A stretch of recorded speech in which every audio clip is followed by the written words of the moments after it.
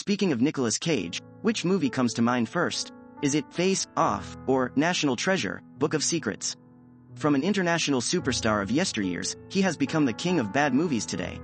Does Cage still have a chance to make a comeback? Hello everyone, I'm Film Flash. Today, let's take a look at Cage's new film, The Weight of Genius.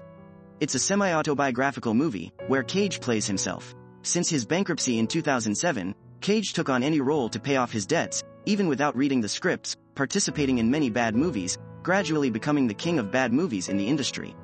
As a result, he couldn't land any good roles and faded away.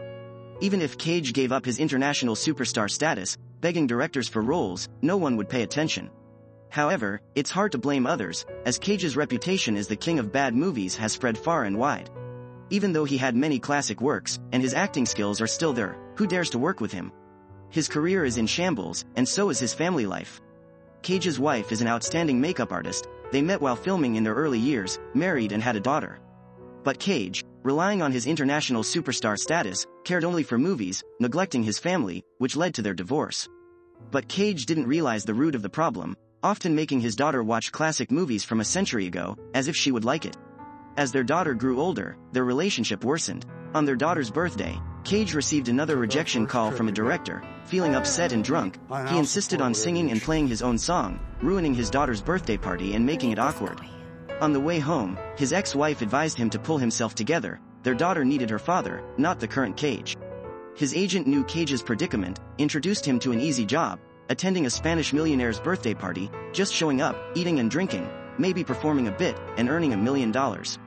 Plus, Cage still owed the hotel $600,000 in room fees. The agent advised him to accept. $1 million payout isn't small. But Cage refused on the spot. As an Oscar-winning international superstar, how could he lower himself for money, entertaining others like a clown? He firmly refused. However, no one can escape the lure of money. Back at the hotel, Cage found that he couldn't enter his room. The hotel, fed up with his unpaid high room fees, changed the lock in frustration. With no other choice, Cage had to contact his agent, tearfully accepting the job. Soon, the millionaire sent a private jet, picking Cage up and taking him to a small island in Spain. As soon as he got off the plane, he was followed by 2 CIA agents. The agents originally wanted to tail the millionaire, but ended up following Cage instead, thinking Cage must have some connection with him.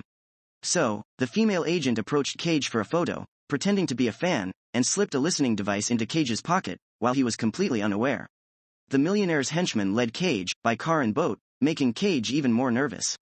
$1 million payout, yet so secretive, Cage even suspected the millionaire had ulterior motives for him. Luckily, not long after, they finally arrived at a seaside mansion. As soon as they reached the shore, Cage couldn't wait to ask the driver about whether the wealthy man had any special preferences or quirks. It turned out that the driver was the wealthy man himself, Javi, and the situation became a bit awkward. Fortunately, Javi didn't seem to mind. Javi's main purpose in inviting Cage was not for a party, but because he was a movie buff who wanted to invest in a film. He had even written a script and wanted Cage to star in it. However, after much recent reflection, Cage had come to terms with reality due to the double impact of his career and family. On the way there, he decided that once he earned the $1 million, he would retire and focus on his family to make up for the years of neglect. Besides, a wealthy man investing in and personally writing a script was bound to result in a terrible film. When Javi learned that Cage wanted to retire, he was stunned. Was his dream over before it even began? The next day, Javi's girlfriend woke up the still sleeping Cage, telling him that Javi wanted to take her to the most beautiful cliff on the island. Cage was reluctant, but he had received payment and realized that $1 million wasn't easy to earn. So, he put on his pajamas and got into Javi's car. Halfway there, Javi suddenly got out of the car in a panic and ran towards the cliff. Cage, not understanding why, could only chase after him while yelling. When they reached the cliff, nothing happened. Javi had just acted out a scene for Cage, leaving him speechless. With a head as big as yours, what were you thinking? Cage asked. Javi replied that Cage had innate acting talent, and his amazing works had brought joy to the world. For Cage to retire would be a betrayal to humanity. Although the reasoning was a bit exaggerated, it wasn't entirely wrong, and Cage was moved. He immediately began acting with Javi, and they both jumped off the cliff. After this incident, Cage decided to pull himself together and accept Javi. They talked about everything from family to movies, finding they had much in common and shared interests. growing more and more compatible as they talked. Cage even watched Paddington Bear 2 at Javi's recommendation, a movie he hadn't really liked before, and was deeply moved by it. Javi took the opportunity to mention his own script, which Cage hadn't seen since his agent had thrown it in the trash without even looking at it. Javi had previously thought Cage didn't like his script, but now he could rest assured. Cage went to a bar, where his inner self chastised him, urging him to regain his international superstar status. As he stumbled back to his room, he was kidnapped by a group of people and thrown into a car. They were the CIA agents from the airport. The agent told Cage that Javi wasn't who he appeared to be. Instead, he was a ruthless arms dealer with countless crimes to his name. During the recent U.S. elections, in order to ensure that the candidate supporting arms sales would win, Javi had kidnapped the opponent's daughter and imprisoned her at his estate. This is against the interests of the United States, so the CIA wants to rescue the hostages to ensure the success of the election. Although they found the mansion through the locator on Cage's body, the defense inside is tight, and agents can't get close. They want Cage to help rescue the hostages. Cage doesn't believe that Javi, who just opened up to him, is a brutal arms dealer, but a few days of interaction can't compare to the intelligence collected by the CIA for 5 years. The kidnapped girl is about the same age as Cage's daughter, so Cage finally agrees to help. During Javi's birthday party, the CIA cuts off the power and quickly restores it, causing the mansion's security system to restart. This gives Cage time to sneak into the control room amidst the chaos. Following the agent's remote command, Cage plugs the virus USB into the system's main computer. Just now, a guard downstairs saw an unusual light in the control room. The CIA, through surveillance, sees the other party rushing over. The agent immediately tells Cage to take out the ointment-like narcotic they provided, stick the inner layer on his hand, and peel off the outer layer.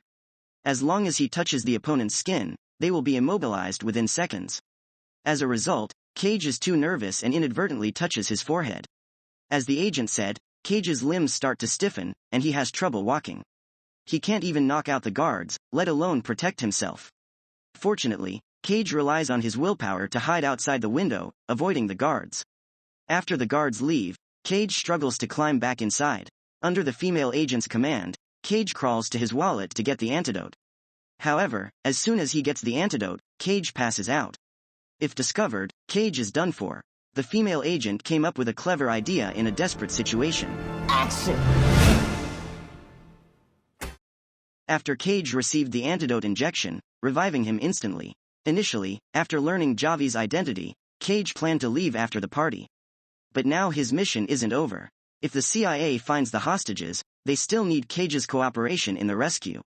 Reluctantly, Cage announces in public at the party that he will stay longer to discuss movie details with Javi in depth. Javi is overjoyed and proud. Although Cage's decision to stay isn't genuine, his interaction with Javi makes him incredibly happy, reigniting his passion. When discussing the script, they can act together anytime, anywhere. If not for Javi's identity, Cage would want such a confidant. One day, the CIA discovers a suspicious room in the mansion through surveillance. Cage sneaks over but can't enter because of a code on the door. Javi suddenly appears and, seeing Cage discover the room, has no choice but to reveal it. However, there are no hostages inside, only Cage and various memorabilia from his movie works, even a life-sized statue of Cage from Lord of War, with a real gold gun in hand. Javi's deep feelings embarrass Cage. After ruling out this place, the female agent asks Cage to add a kidnapping scene in Javi's script. Based on Javi's thinking, they might find the location of the hostages. However, Javi disagrees with such a cliché plot and walks towards Cage with a gun. Cage is startled, wondering if Javi discovered his purpose. Javi thought Cage insisted on adding the kidnapping scene out of guilt for his daughter. Cage finally breathes a sigh of relief. However, Javi has a big surprise for Cage. The next morning, Cage received a call from the female agent, urging her to flee the mansion immediately. Their phone had been tapped, and Cage's identity had been exposed. Cage wanted to run without packing, but was stopped by Javi. Just as things seemed hopeless, his ex-wife and daughter appeared before him, and Cage felt completely desperate. However, upon seeing Cage full of energy, his daughter felt deceived and began to vent her anger. It turned out that Javi had falsely claimed that Cage was gravely ill, and had tricked Cage's wife and daughter into coming in order to resolve the conflict between them. Cage had no time for such things and could only treat it as his final words. It was regrettable that his wife and daughter were also involved. In contrast to Cage's despair, the naive Javi was quite pleased with himself. In the end, Javi's cousin Lucas came looking for them. In fact, Lucas was the cruel and ruthless arms dealer who had kidnapped the hostages. Javi was just a movie lover who admired Cage, and was pushed to the forefront by Lucas as a puppet. Now, through eavesdropping, Lucas had learned of Cage's identity and suspected that Javi had betrayed him. He gave Javi two choices: either kill Cage to prove his innocence or die with Cage. At the same time, Cage received a call from the female agent. The only way to save Cage and his family now was to capture the ringleader by killing Javi. Once the ringleader was dead, the CIA might be able to rescue them during the chaos. Thus, both men, with their own thoughts, agreed to meet outside. Cage even managed to take the two guns from the statue. Although they were both reluctant to do so, they still pointed their guns at each other. By now, both men had told the truth, and they discovered that they had both misunderstood each other. The more they talked, the more absurd it became. At this moment, Lucas's men came to kill them. The two men immediately shook hands, reconciled, and fought together against the enemy. They counterattacked while driving away, killing two motorcycle assassins along the way. They successfully picked up Cage's ex-wife and Javi's girlfriend, but Cage's daughter was captured by Lucas to pressure the US government. Cage immediately contacted the female agent, who sent them the location of a safe house for them to regroup and strategize. However, at this point, the male agent had been killed, and the female agent was captured by Lucas's people. If Cage were to go there, he would surely die. The female agent felt guilty, taking advantage of the assassin's carelessness, fought back desperately, eventually dying along with the assassins. By the time Cage and the others arrived, all they saw were bodies strewn about. Javi took everyone to a safe house he had prepared, having been wary of Lucas for years. The safe house was well stocked and contained passports and other disguise materials. They were safe for now, but what about Cage's daughter and the kidnapped girl? Lucas's lair was heavily guarded and nearly impregnable. It was practically a small military fortress, making it almost impossible for them to infiltrate. However, Javi came up with a risky plan. Lucas was planning to form an alliance with another arms dealer, the A family, whose leader had not been seen for 15 years. Lucas had never met the leader, and Cage's ex-wife happened to be a professional makeup artist.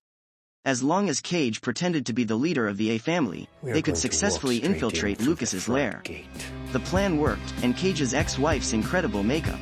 Thanks to Cage's superb acting skills, the two successfully deceived Lucas. But at the crucial moment, Lucas noticed something strange on Cage's face. Seeing that he was about to be exposed, Cage quickly took action, snatching the gun from Lucas's waist and taking him hostage. Cage told his ex-wife to leave with the two girls while he stayed behind to cover their escape, practically sacrificing his own life. Sure enough, as the three had just left the fortress, Lucas quietly pulled out a dagger and attacked, knocking Cage to the ground. After all, no matter how fierce Cage had been earlier, it was just acting. Now, he was at the mercy of others. Just as Cage was about to be killed on the spot, Javi burst in, killing Lucas's henchmen with a few shots and rescuing Cage. Out of consideration for their family relationship, Javi didn't kill Lucas. They drove away in a jeep, fleeing and heading to the US Embassy for refuge. However, after showing mercy, Lucas quickly assembled the remaining men and pursued them by car. They couldn't escape like this. In desperation, Javi jumped out of the jeep, intending to stay behind and block Lucas to buy time for everyone else to escape. Knowing that persuasion was futile, Cage saluted Javi and drove away. Javi's girlfriend stayed behind with him. Although Javi and his girlfriend didn't manage to stop Lucas, the valuable time Javi bought allowed Cage to successfully drive into the embassy.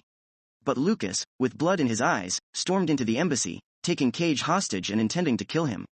At this critical moment, Cage's daughter threw a dagger.